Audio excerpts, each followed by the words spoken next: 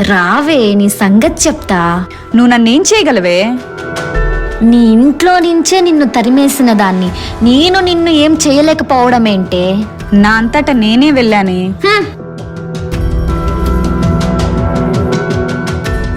ఎలా ఉన్నావమ్మా? వాటర్ తీసుకో.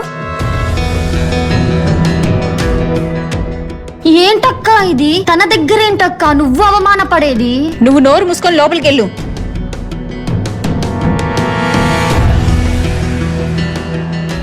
నువ్వేం బాధపడకే. చా, నేనెందుకు బాధపడతానండి?